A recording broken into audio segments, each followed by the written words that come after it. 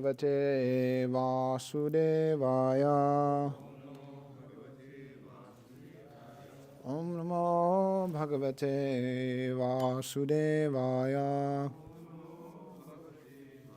Anyways, you can anyways. Oh, it's like someone already put in. Yeah.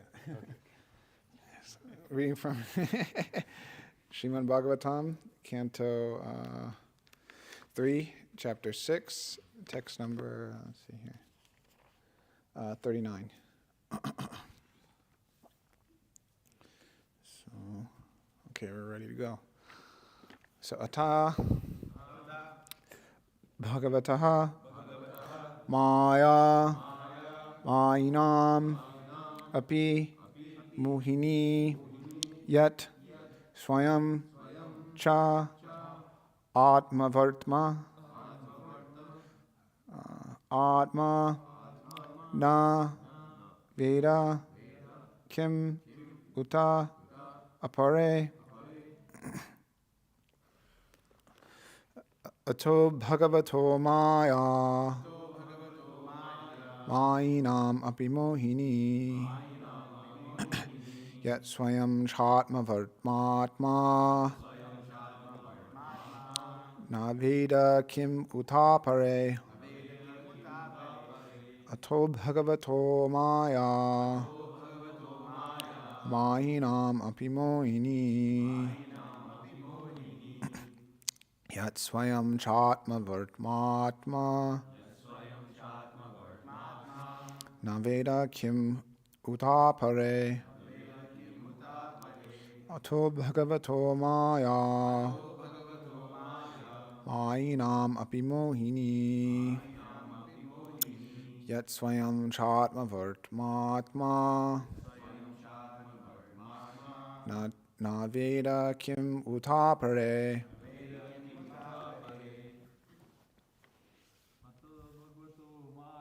Ato Bhagavato Maya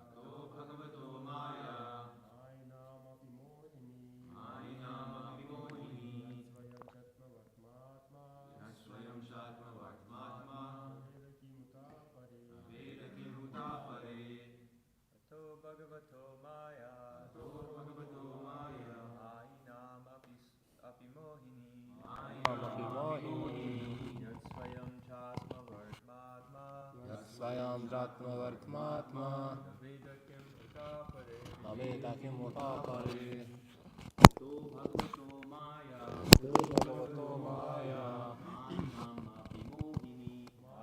Api Mohini Yat Swayam Jatma Vartmatma Naveda Kim Utapare Ato Bhagavato Maya Mainam Api Mohini Yat Swayam Jatma Naveda Kim All right, Mataji's. Ato Bhagavato Maya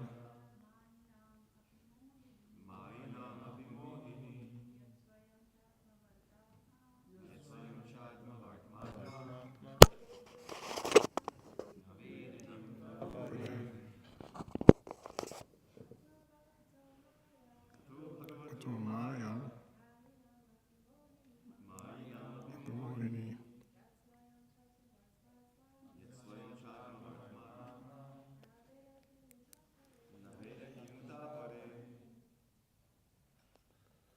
Okay.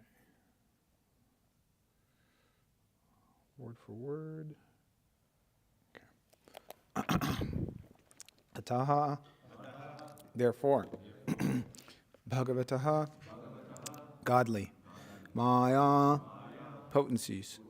Mayinam, of the jugglers. Api, even. Mohini, enchanting. Yet, that which. Swayam, personally. Cha, also. Atmavartma, self-sufficient. Atma, self. Na, does not. Veda, no. Kim, what. Uta, to speak of. Apare, others. Translation purport by His Divine Grace, A.C. Bhaktivedanta Swami Srila Prabhupada Ki. The wonderful potency of the Supreme Personality of Godhead is bewildering even to the jugglers. That potential power is unknown even to the self-sufficient Lord, so it is certainly unknown to others. The froggish philosophers and mundane wranglers in science and mathematical calculation may not believe in the inconceivable potency of the Supreme Personality of Godhead, but they are sometimes puzzled by the wonderful jugglery of man and nature. Such jugglers and magicians of the mundane world are actually puzzled by the jugglery of the Lord in His transcendental activities. But they try to adjust their bewilderment by saying that it is all mythology. There is, however, nothing impossible or mythological in the Supreme Omnipotent Person. The most wonderful puzzle for the mundane wranglers is that while they remain calculating the length and breadth of the unlimited potency of the Supreme Person, His faithful devotees are set free from the bondage of material engagement, simply by appreciating the wonderful jugglery of the Supreme in the practical field. The devotees of the Lord see the wonderful dexterity in everything with which they come in contact in all circumstances of eating, sleeping, working, etc. A small banyan fruit contains thousands of small seeds, and each seed holds the potency of another tree, which again holds the potency of many millions of such fruits as causes and effects. So the trees and seeds engage the devotees in meditation about the activities of the Lord, while the mundane wranglers waste time in dry speculation and mental concoction, which are fruitless in both this life and the next. In spite of their pride and speculation, they can never appreciate the simple potential activities of the banyan tree. Such speculators are poor souls, destined to remain in matter perpetually.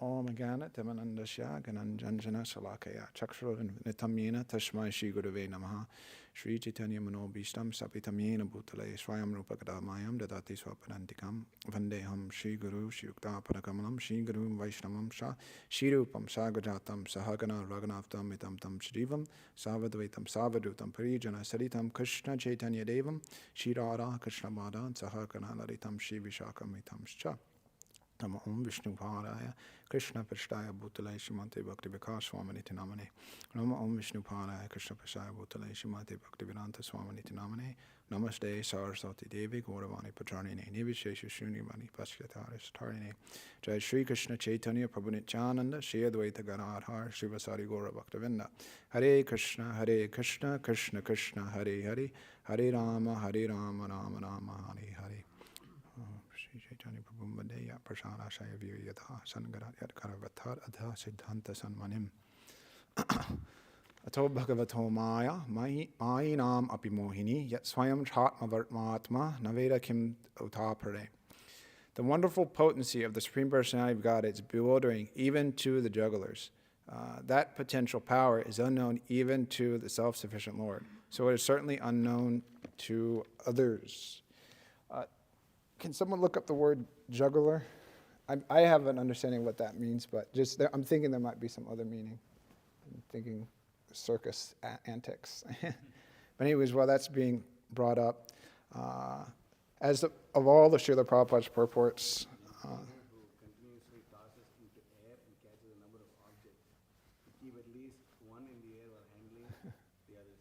The circus juggler. that's the only meaning. Another one, a person who adroitly balances several activities All person that balance several attitudes. Okay.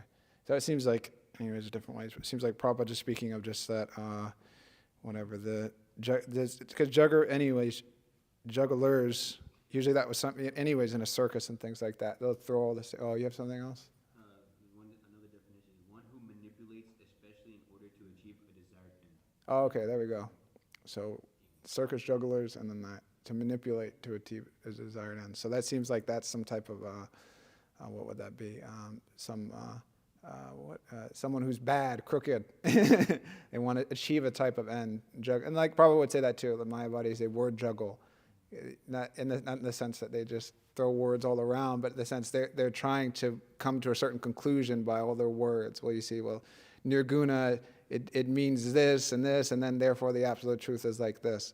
So anyways, as Prabhupada makes here, the foolish philosophers and froggish, not foolish, froggish philosophers, mundane regulars, and science and mathematical calculations. So they juggle different things. And Prabhupada uses jugglery here in so many different ways. They can't understand the jugglery of man and nature. And then the Supreme Lord, he's also juggling. But his wonderful jugglery is different. And they can't appreciate that. So like I was saying in the beginning, initially this Prabhupada's purport is very unique in very such ways. I thought was interesting towards the end, it's just appreciating Srila Prabhupada's poetic ability, is he goes on and he explains here about the banyan tree and the fruits and stuff like that. And then he goes on to make the point about the mundane wranglers as that their endeavors are fruitless. So I thought that was kind of like interesting and poetic. So at least in the text in and of itself, so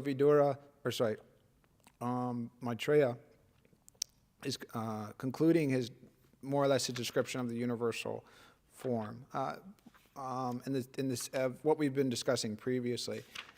This has been going on for some text here, where let's see here. I mean, there's so much that can be said, but without, he makes the point that it's unlimited, and how can we explain this? And he makes the point that he heard this from his spiritual master, and he repeated that. And, not that he's, in one sense, kind of saying, well, that's my qualification to be speaking on such things, is that, like, I've heard it from the authority. It comes in the line, not something that he concocted. And then he goes on to, explain more of those things. Like in the verse previous to that yesterday, the Brahma, he meditated for thousands of years, but Brahma's conclusion was that the glories of Krishna are inconceivable. And then coming here to the point that what to speak of all, this topic and this understanding is so vast and so complicated and so amazing, so inconceivable and so endless, and what to speak about, these jugglers, these people that are more or less envious, which they don't accept the supremacy of the Supreme Lord, nor are they interested. There's some question, does he exist or does he not exist? Well, not even does he exist or does he not exist. They're jugglers, so he doesn't exist. So then all of our philosophy, all of our science, all of our calculations, every single thing that we do, our laws, the way that we rule the country, all of our systems of existence have to come out with the sole point that God doesn't exist, that there is no God, and the geese are confirming that. So that's more or less what society has come to. It hasn't always been like that. I mean, in previous, not even so recently in history, societies were more theistic. And we see that, and I mean, if you want to go in Western society, and then of course in East and India and stuff like that, the people, not in all parts, but people they believed in God, and they believed in some type of higher ruling powers and things like that. And America also was founded on those principles. And then it's somewhat there, but it's fading away more and more. And science and all this atheism is becoming more and more prevalent. So Srila Prabhupada opens up this purport by speaking about froggish philosophers, and that point was made in a previous text actually. I forget exactly which one, but that was discussed. That Prabhupada gave the story of the frog in the well, which is a famous story, and it's one of the first. I mean, there's at least when I first came into the association of devotees, that was kind of like one of the first things I remember hearing. The frog in the well, and it's an interesting story, and it's funny, but actually it conveys huge philosophical point, actually. And we see that with the Acharyas, and specifically with Srila Prabhupada, actually, is that Srila Prabhupada was able to take so many different complex Sanskrit terms, understandings, and condense them down in the simple, digestible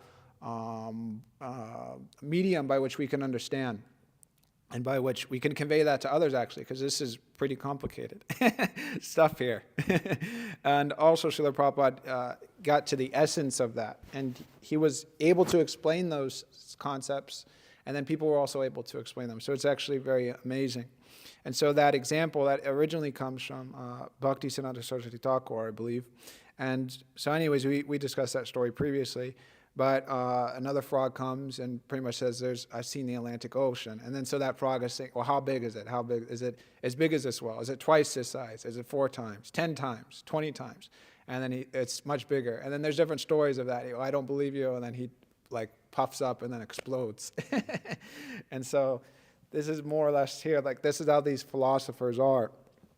You know, they unless it's like based on their axiom, that like their perception or their view of reality, that's like the basis of everything. And unless it like can conform into that, then it can't be real. And so Prabhupada makes that point in the purport, and we'll talk a little bit more about that. But he what does he say exactly? That pretty much we'll just read it there for a second. So. So anyways, he says that they're confused. I'm paraphrasing. They're confused by the transcendental activities of Krishna, but they adjust all that confusion by saying, well, it's just mythology. And so many different things in philosophy, you know. And then there's different things of philosophy and such like that. And then this whatever I think, therefore I am.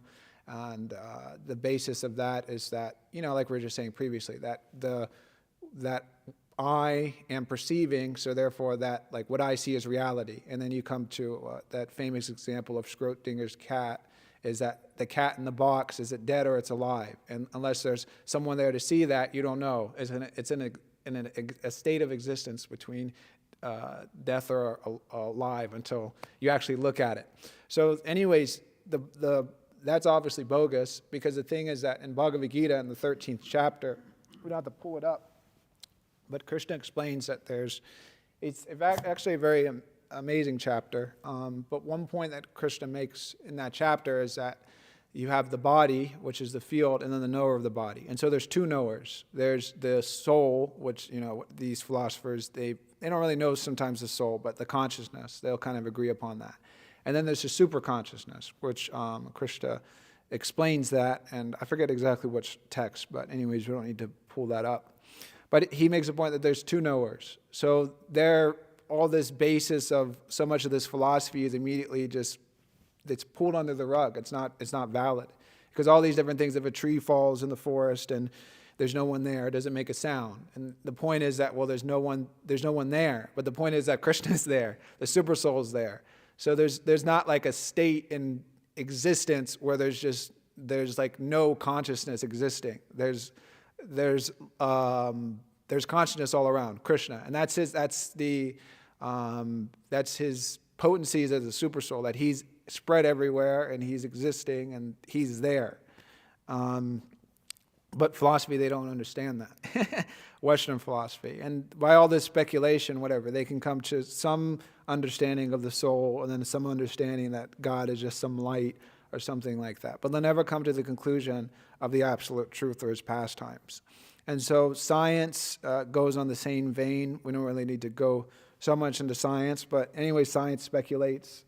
And their main thing, as Prabhupada would time and time hammer again, that they say that life comes from matter. To think about it a little bit, because it was wrong. Life comes from life. Flows very nice and easy. So they say like that. So life comes from matter, and then there was an explosion and gases, and da da da da. I was listening to a class this morning by Bhakti Vikash, His Holiness Bhakti Vikash Maharaj, and he was making the point that I guess it was when he was first in India, but he was traveling around and he was with a couple other devotees, and then there was some professor, and he was, I forget exactly how it came up, but he was just saying pretty much the Bhagavatam is just like stories. And so Bhakti Vikash Maharaj was saying he should have argued with him, but at that time he didn't, and he was very new, and he didn't know the Shastra at that time, and then another devotee was there, and then he kind of said some stuff. But then anyways, the class he was giving then was like he was going to answer that, how it's not, the Bhagavatam isn't just like stories, because that's what they say, that it's just stories and stuff, and he was talking about that. I didn't finish the class, but he was just saying people just say it's all stories, and then like that, and then he was saying, well, because they have these histories so long ago, thousands and thousands and millions and trillions of years ago, and that can't be true because, back then, according to science, it was just gas, gases and whatever they say, it was, I don't know. Anyways, things were just floating, and the Big Bang didn't happen or whatever. So anyways, this is the conclusion of science, and at least atheistic science. Some science and some science, you don't really hear so much about that, but there are scientists that believe in God and things like that, but it's not mainstream because you have to be atheistic to be mainstream. And then, so then Prabhupada makes here the point of mathematical calculations. So math goes with science because math is used to, like Prabhupada saying here, to juggle, to come to some conclusion. And they use that as their medium, that, this and that equals this, and then all their calculations, and then therefore everything exploded, and blah, blah, blah. So many different things.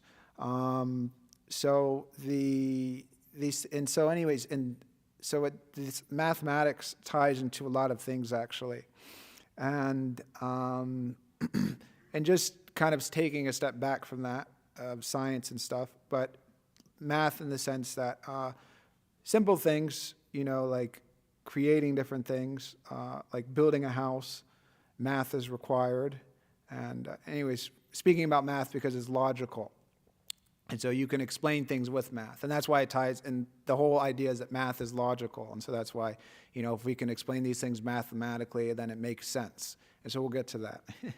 And so if you're going to build a house, you need to measure things. Architects, they know that science and stuff, and it has to make sense mathematically. And also, too, just with building things.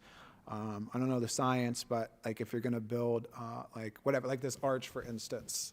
So I don't know all the terms, but the weight of arches, they instead of all the pressure coming down, it's distributed to the sides. So and then you reinforce the sides more, and then it allows to have less weight put on top. And so then you can build different structures and things like that. And you see, and then also too, previously, you see up here up top, there's that, I forget what that's called also, but there's what'd you say, headstone? Keystone, keystone. So that's there, and so that's kind of to make sure it's balanced and stuff. So you have to know the science, know the math in order to build a building properly. Just if someone's gonna come and say I built a bridge out of feathers, no one's gonna want to cross that bridge because it's that doesn't make any sense. Why you want to cross a bridge of feathers? So math is there to in some keep the material world going in some ways. And so building a house, in cooking, mathematics is there, right? If you're cooking for 10 people and you cook 500 cups of vermicelli, then you're going to get a lot of vermicelli. Or, whatever. If you're cooking a cup of rice and then you put in 20 cups of salt, it's there's different things. And then whatever. And then for instance, if you're cooking, I forget off the top of my head, but if you have what would that be? 500 cups of rice, and the mathematics is different. When you're cooking 1 or 2 cups of rice, it's the ratio is for 1 cup of rice, 2 cups of water. But then when you get to 500 cups, I think it becomes 1 to 1 or 1 cup to 1.25 cups of water. So it's helpful. And then with musical instruments, they're, piano is easy to understand. I forget, the springs and all that are in different ways and different lengths and stuff. and traveling, so many different things. And then also with astrology and astronomy. We see in the Srimad Bhagavatam with the astronomy in the 5th canto that the distances are given of the different planets and the lengths and this and this and that, and then the size of them and all those different things are given. It's, like that. And then also with astrology, mathematics is there. Like we heard that class Saturday by Srila Prabhupada, and he was making the point that they would do all these different calculations, and then they would make these almanacs, and then they would know, okay, like so many different things. Okay, like for like an eclipse is going to happen at this time and in this part of the world, and it'll be there during this period, and then so many other different things like that. Whatever the Venus is in this position and Jupiter's in this position, Saturn's in this position, whatever. And then like the rising sign is in this part, and all these different things are known. And then with those things, of course, they tie into different religious events and then auspicious and inauspicious timings. Like, for instance, like, I don't know exactly, but there's different like times within the year that are like auspicious for like marriage. So then like the astrologers like know that. And then with like starting a business and so many different things like that. These times are there. And then, of course, I mean, we don't think about it so much, but like the festivals that we celebrate, like Janmashtami, Gaur Purnima, what else? Nishima Chaturthi, so many different things. Those are done because they're based on the moon, and then like that. So then they're adjusted accordingly. We have this GCal now, which makes everything easier, but it was at least when Prabhupada was on the planet, I think the Gaudiya Math, they had like an almanac or something, and so they would use that. And then anyway, some things are different, like, when you're over in different parts of the world, according to when the the moon is rising and such. But anyways, so mathematics is needed for that. And then anyways, we also see too, we'll just read here, in Krishna's Leela. So this is from the 10th canto. You don't have to pull this up. 74th chapter, text 6. So this is with the Rajasuya sacrifice. So Sukadeva Goswami says, let's see here. So anyway, so Sri Sukha Vacha, it yuktva yagne kale, so kale, time, vare yuktan rit vijaha, Krishna nu modita partho ramanam brahmavadita. So Sukadeva Goswami said, having said this, King Yudhisthira waited until the proper time for the sacrifice was at hand. Then, with Lord Krishna's permission, he selected suitable priests, all expert on the Vedas, to execute the sacrifice. And then the disciples of Srila Prabhupada make this point in the purport. So the great Bhagavatam commentator Sridhar Swami explains that the proper time for the sacrifice mentioned here was the spring. So springtime was the proper time. So anyways, the point is that math, so even in Krishna's pastimes and stuff, math is used. And we'll kind of talk about that a little bit later. So the point is that mathematics is used for all these different things. And so it goes with logic. It makes sense. You can prove it, you can check it, you can show, whatever, 2 + 2 = 4. It makes sense. Anybody can do it. So, and just like we see in this room here, I don't know, but we probably can fit, maybe like, we fit what, like 300 people in the room during the 500. So we put 500 people in this. And then maybe we could fit 1,000. And then, you could do the calculations. And then, whatever, so many length and feet, you can fit that many people. And then in most buildings, I think you have to, by law, you have a thing that says maximum occupancy, because there's always someone there that's counting. There's actually, anyways, this is like some side thing, but there's a church, I forget, it's called like 218 or something, I forget exactly what it's called, but it's like some church in Atlanta. So anyways, they have some property up north, and anyways, the reason I'm saying this is that they exceeded their maximum occupancy, and then they got shut down by the government. Yeah. They were in the reason I looked into it is because I dropped somebody off there for Uber, and it was crazy. It was so much traffic. It was like a whole thing going on. I was like, what the heck is going on here? And there was like literally like, I saw like 1,000 people like in a line waiting. I was like, there's like some crazy church stuff going on. And it was just like, it was like so much traffic and all this. It was like a whole thing. It was like a festival. But anyways, they got shut down by the government because they're in a building that's like was meant for like 600 people, and they had like 6,000 people come in. and then also, of course, like the locals are getting fried out. So anyways, whatever, that's a whole thing. But the point is that, like, they reached that limit. People were fired up about that place. So they reached the limit. And then anyways, they had like different, I think they were at a school, so they had like different like classrooms, and then they had like TVs in there so people could watch it, because they all couldn't fit in the auditorium. So the point is that mathematically speaking, a building has a limit. And so it's easy to understand, like if I say tomorrow, okay, well, we're going to bring like 1 million people in here, it's like not going to happen. So, and then it makes sense that we all can agree, like mathematically, yeah, that makes sense. Like it makes sense. Like you can't do that. And then also on the other side, in math, like Prabhupada's making here, the point in the purport, math and science also. But he says that, anyways, these people, they're sometimes juggled, they're puzzled by the wonderful jugglery of man and nature. So even scientists and all these things, what to speak of just spiritual things. Prabhupada's making the point that just material things, they don't understand. They're confused by certain things. And then they say, well, maybe it may be like this. And well, they won't say that like we can't understand it or we don't know, but they'll say, well, in the future we will understand in the future. And Prabhupada would say that, trust no future, however pleasant, or whatever, like that. Or they write a blank check, like that. Like I'll give you $1 million in the future. Yeah, post-dated check. In the future, I'll give you $1 million. And we see like sometimes people like that on book distribution. So much money I want to give, so much to the temple. My heart is Krishna. Krishna is in my heart. I love Krishna. I worship Krishna. I'll give you a donation. Not right now. Later, I'm going to come back and give you a donation. So the same thing, the scientists and philosophers are like that. In the future, we'll understand, And then so many different things like that. And then I looked up some things, but they're just so confusing, and I didn't want to take the time to try to understand it and then try to like explain that. But there's so many different things in mathematics that just people, they have no clues about. And then they say, well, when we understand these things, then it's going to really revolutionize like our lives. And so many different things like that. So there's things even in the mature world they don't understand. So the point, like one of the points that Prabhupada's trying to make in this purport is, so they don't understand like so many different things in the material sphere, what to speak about Krishna's pastimes. And so now going into Krishna's pastimes, applying mathematics into Krishna's pastimes doesn't work because everything's different. And I was actually thinking this morning,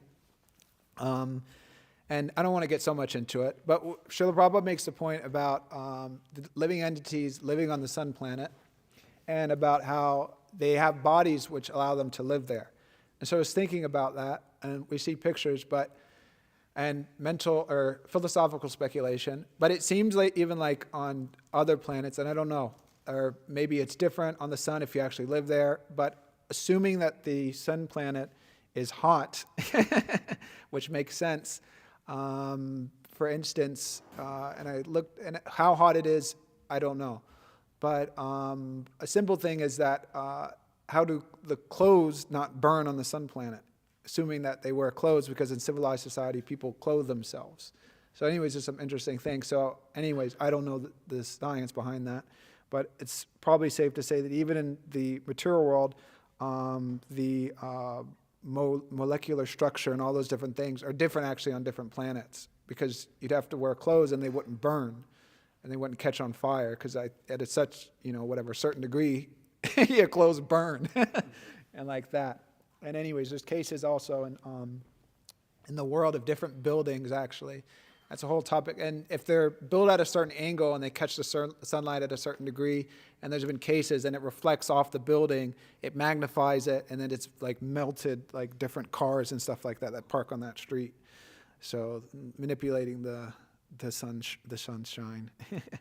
So anyways, so that's there even in the material sphere. So Prabhupada said they had different bodies and such like that. And it's a different, and then of course it's a different probably atmosphere and stuff like that.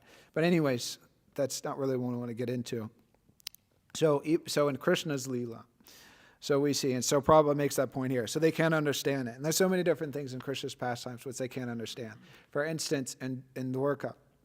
So I don't have the exact number, but it's been described that there's so many I don't know, trillions. There's a lot of people in Dorka, a lot. And if you look if you study it and different things, it may not make sense according to logic. For instance, and just thinking about that.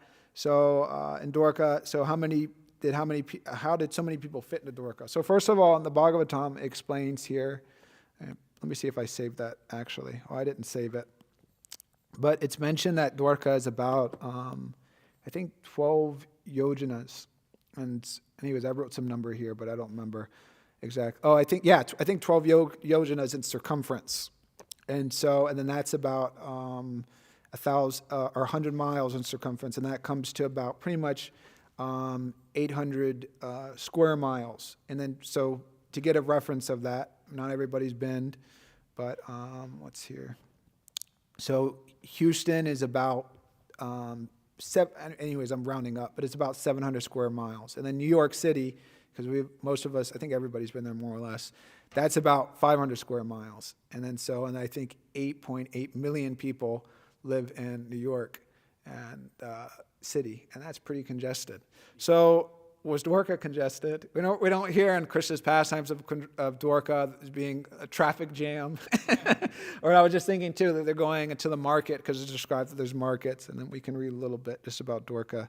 Just get a picture of it. Let's see here. I have it here. So after thus discussing the matter with Balaram, the Supreme Personality of Godhead had a fortress 12 yojanas in circumference built within the city. Within the sea. Inside that, he had a city built containing all kinds of wonderful things. And then we'll just read this here. So in the construction of that city, could be seen the full scientific knowledge and architectural skills of Vishvakarma. So the science and architect of Vishvakarma, the architect of the demigod. So there's another, I don't think I saved it, but it's described that he really he showed off when he was creating some, I think like Krishna's palace, some of the things like that. So there were wide avenues, commercial roads, and courtyards laid out on ample plots of land. There were splendid parks and also gardens stocked with trees and creepers from the heavenly planets. The gateway towers were topped with golden turrets touching the sky, and their upper levels were fashioned of crystal quartz. The gold-covered houses were adorned in front with gold pots and on top with jeweled roofs, and their floors were inlaid with precious emeralds. Besides the houses stood treasury buildings, warehouses, and stables for fine horses, all built of silver and brass. Each residence had a watchtower and also a temple for its household deity. Filled with citizens of all four social orders, the city was especially beautified by the palaces of Sri Krishna and the Lord of the Adus. So there's some description there. And so anyways, there's so much going on. And just to kind of take that a little bit further, when assuming that there's marketplaces and things, so going and buying stuff and trading and like that, you don't hear that it was, that there was such a long line, for days if you wanted to get this or that from from Dwarka or at the marketplace. So there's none of that. But then there was so many people who were living there. And so how did it all work? How did it fit? How were things taken care of? There's animals. So many animals were there. So many teachers were there to educate Krishna's, sons and such. And then also, I'm assuming there was other sons of other, Yadus and such like that. There was a lot going on there. And then water. We don't hear about a water shortage and Dwarka. And then they were probably cooking with either cow dung or wood. So all these different things. For now, it's like, in the city, for instance, something happens and then like the water supply is gone. It's like huge, because it's an artificial civilization, right? If there's, something happens, then it's like everything is, brought in from outside. Nothing is grown within. Everything has come from out. But anyways, see, we don't hear of any disasters like that in Dwarka. There was some calamity there with the Shamataka jewel, but that was just some pastime. Some inauspicious things were happening. So many people were there. So many things were happening. And then we talked to so Vishvakarma. So anyways, architect, he was created things like that. He knew that mathematical science. And then we also see too, even with what is it, Indraprashta, with that what was that? What is that exact place called? Is this not the Sudharma? What was that called? That it was given to the Pandavas. The hall? Yeah, is that was Sudharma? That's in Dwarka. There was what was it? Yeah, because there was like that. There was that what's it called? The like that room, or not room, but that I don't know exactly what it was, labyrinth or what. But that where Duryodhana was walking and he couldn't tell like if it was land or water. Or water was land, and then he fell into the water, and then they started like laughing, and then Yudhishthira was trying to check it, and then Krishna was like, "No, it's okay." So, anyways, the thing so they knew that science so well that they were able to create things. It's Maya Sabha. They were able to create things in such a way. Nowadays you can't. There's like whatever they have those house of mirrors where you walk in and then it's like you look at yourself and then it's like you might be like 2 feet and then like that. It's like whatever. It's about as like far as like their architect goes. But they were able to like create those kind of things, which is like pretty far out. Because I mean, it's just like is it water? Is it land? And you don't know whether he falls into the water. So the architect they had that science and that knowledge. And so, anyways, and that's a part of like civilization. And then people. Previously, they would build humongous temples and churches and make it look very nice for God. And we see that in India. It's amazing, the architect of some of these temples. It always blows. I love just to look at it, especially this Rameshwaram temple is like amazing. And then we see the Gurupurams also and Sri Rangam and such, and so many different temples. It's amazing.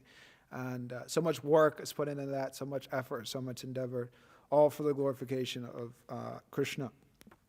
And like that. But anyways, so like that, so they know this science. So anyways, the point is, and we'll read something here. We'll read a couple of things and kind of start summing it up. Let's see who to read here. So I guess I'll read this.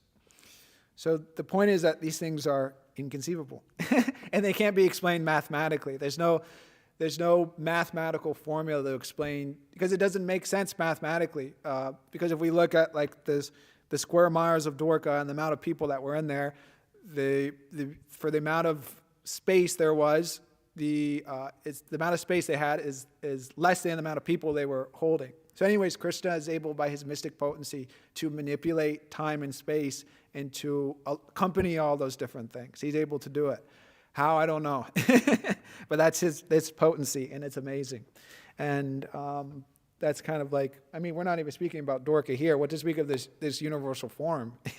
He's making the point here that it's unknown, that the potential power is unknown even to the self-sufficient Lord. So it is certainly so even Krishna, it's unknown how exactly it's happening. It's inconceivable. All these different energies, how they work.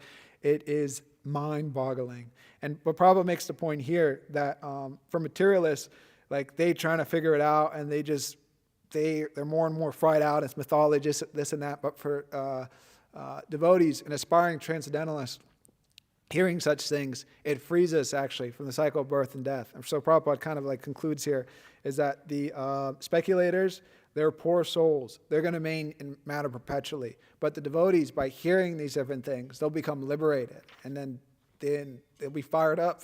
It's like, anyways, sorry to put you on the spot there. But just like yesterday, you were discussing in your class just about Krishna's potencies. In the Bhagavatam, and you're just saying how like amazing it is. And it is amazing. It's wonderful. And it's inspiring to hear that. It's very inspiring to hear that. So anyways, continuing. So Narada Muni went to go and visit Dwarka. And so he saw what was going on there. He saw that Krishna was in his palace, engaging in his activities, his pastimes. He went in, Krishna worshipped him like that. It was very nice. He went to another palace. Same thing happened. And then Krishna, oh, good to see you, welcome, and then worshipped him and stuff. And then he kept going, and he was seeing that in all the different palaces, Krishna was there engaging in pastime. But it wasn't just like some yogic expansion. It was Krishna there in his full-fledged form, engaging in different activities. And so Narada Muni was like, this is crazy. This is like, what is going on here? This is like beyond mystical. And so, anyways, Brahma makes that point here, that there's jugglery and mysticism and magic, magicians, but then Krishna is a supreme magician. And then also too, in Brahma, just like Brahma tried to mystify Krishna, but then Brahma was mystified by Krishna's magic. So we see there in Krishna's pastimes, with Brahma, he tried to trick Krishna, but then he was tricked. But then we see even continuing, that was in Vrindavan, but even in Dwarka, Krishna was doing amazing things. So then Narada Muni went and saw and was like, wow, this is something else. And he was allowed to see that enter into the transcendental airwaves of Dwarka. So Narada Muni says, what's here? So anyway, so I guess this is Sukadeva Goswami speaking. So Ato vacha hrishikesham narada prahasan iva yogamayo dayam viksha manushim iyo shogatim. So having thus seen the display of the Lord's Yogamaya, Narada Muni mildly laughed and then addressed Lord Hrishikesh, who was adopting the behavior of a human being. And so, let's see here. So, we'll just read the purport. So, according to Srila Vishwanath Chakravarti Thakur, Narada fully understood the Lord's omniscience. And thus, when he saw the Lord trying to find out the mood of his ministers, moving about in disguise, Narada could not help laughing.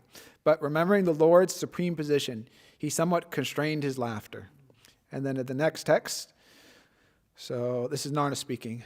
Vidama yoga mayamste durdarsha apimayinam yogeshwaratman nirbhatam bhavat pada nishevaya.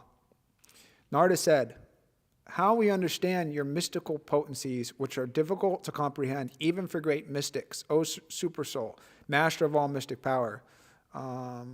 Only by serving your feet have I been able to perceive your powers. So let's see here. So and then purport. So according to the Acharyas, this verse indicates that even great mystics like Lord Brahma and Lord Shiva cannot fully comprehend the mystic power of the Supreme Lord. So that text, so Narada Muni is making the point that this is difficult to understand, but by engaging in your service, he's saying, I've been able to perceive and have some understanding of what's actually going on here. And so that's the qualification. And so we'll read a couple more things here. And being able to understand the inconceivable pastimes and nature of the Supreme Lord. Let's see here. So this is something interesting I read the other day, and I'll just pull it up here. It's pretty, the way that Prabhupada says this is interesting, actually. So this is the summary. It's from the summary of the first chapter of the Adi Lila, the Chaitanya Charitamrita. So Prabhupada writes here, so even the most erudite, mundane scholar cannot approach the transcendental plane unless he submits himself to the transcendental sound with a receptive mood. For in that mood only can one realize the message of Sri Chaitanya Mahaprabhu. What will be disclosed herein, therefore, has nothing to do with the experimental thoughts created by the speculative habits of inert minds.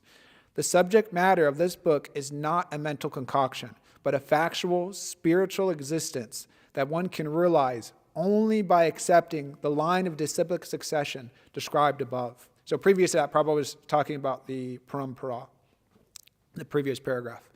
Any deviation from that line will bewilder the reader's understanding of the mystery of Sri Chaitanya Charitamrita, which is a transcendental literature meant for the postgraduate study of one who has realized all the Vedic literatures, such as the Upanishads and Vedanta Sutra, and their natural commentaries, such as the Srimad Bhagavatam and the Bhagavad Gita. Super amazing. I really liked that when I read that. So I had to save that. And I sent that to Avadhu Chandra Prabhu. So it's Prabhupada's talking there, and that's kind of like the essence of this purport. And then we'll read one little story and then open for questions. What Prabhupada is saying, that these things are inconceivable. It's a great mystery. You know, we're talking here about the Virat Rupa, but we're getting into more mysterious and complex things as the Bhagavatam goes on, especially coming to the 10th canto of Krishna's pastimes. And then in the Chaitanya Charitamrita, which is even more mysterious and even more complex. But yet these mundane scholars and, foolish frog philosophers, they can't understand it, so they say immediately mythology. Can't myth. Doesn't make sense. It doesn't, 1 + 1 = 2. So therefore, it doesn't make sense. But then we see as more we go on into Krishna's pastimes, that these things, they don't make sense anymore. You can't measure the absolute truth. Mathematics and all these different mundane science and things are meant to measure things, measure the material energy.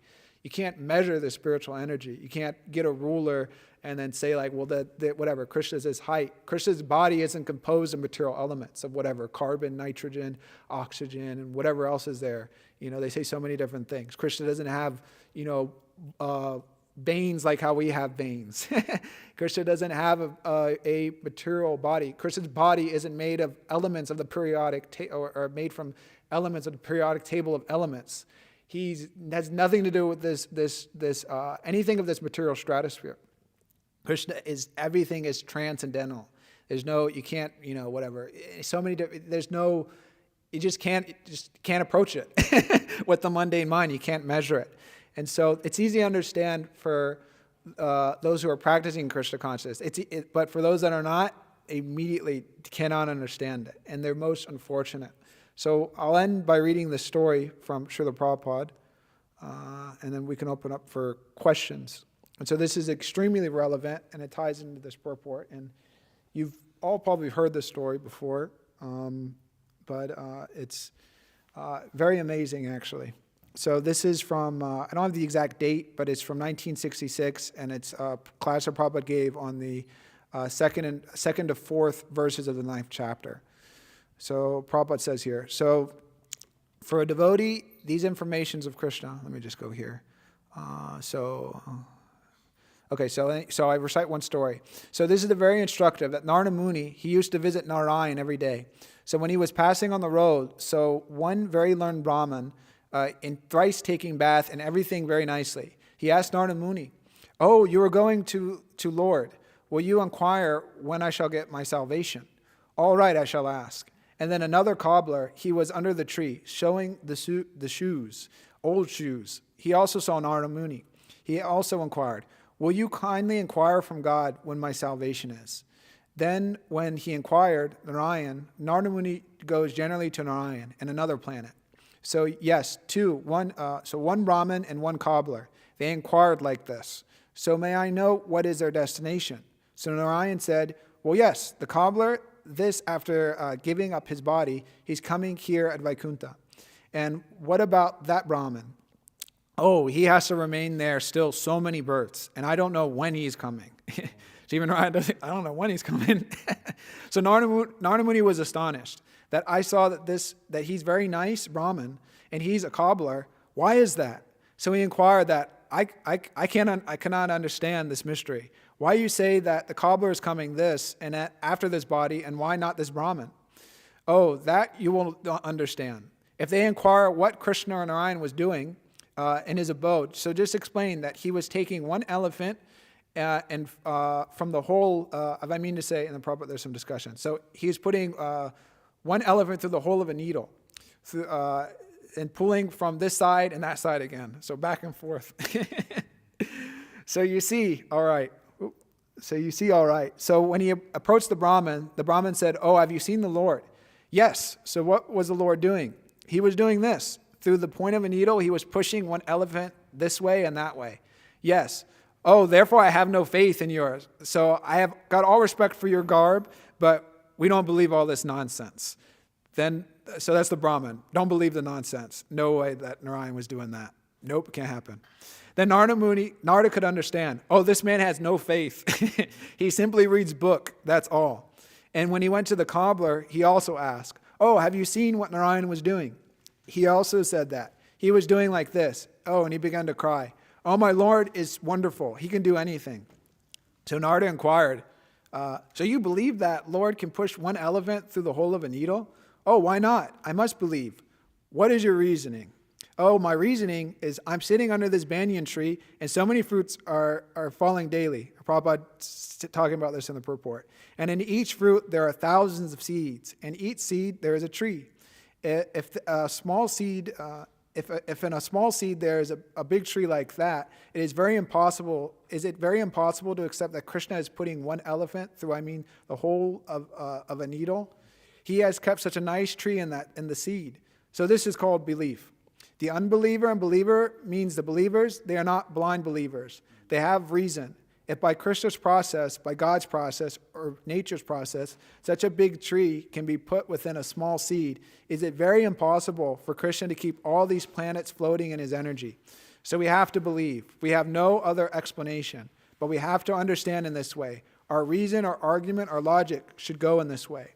So those who are devotee, just like the cobbler, he may be a cobbler, they believe everything. And those who are not devotee, they will say, oh, these are all bluffs. These are all bluffs. But they are not bluff. It is simply meant for the devotees. They can understand. The non-devotees, they cannot understand. So, Hare Krishna. So we could stop there if there's any questions or comments about anything.